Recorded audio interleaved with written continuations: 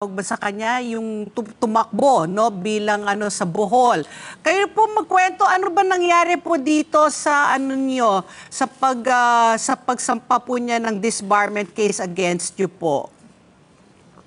Una po, siyempre tayo naman handa tayong humarap sa ganyan bilang nasa public service.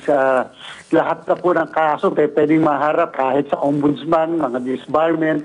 Yan po ay parte, whether yan po ay nanggugulo o whether i-intimidate or whatever, pero handa naman po tayo. Number one. Number two po, yan po ay pang-aaring sa akin pong palagay ay binabalikan tayo sapagkat meron po kasing gustong ipagawa noon, katulad ng pagpapalit ng aming provincial election supervisor ng Bohol, isang buwan bago mag-eleksyon, pero hindi po kasi natin pinayagan kasi sabi natin hindi mo binabago ang namumuno at nagpapatupad, nagmamanage ng ganyang kaiksi lamang. Medyo nagalit po kasi sa atin dyan sa bagay na yan. Number three po, pagbihira naman po kahit po siguro ako ng pinakamasamang tao, kahit po naman siguro pinakawala akong kaalam-alam o bobo ko, Ma'am Pat at Ma'am Ali.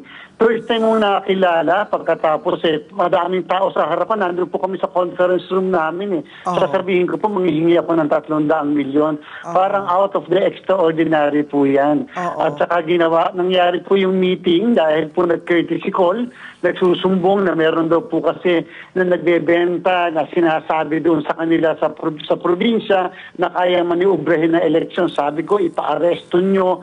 Hindi po totoo yan kasi nungalingan yan.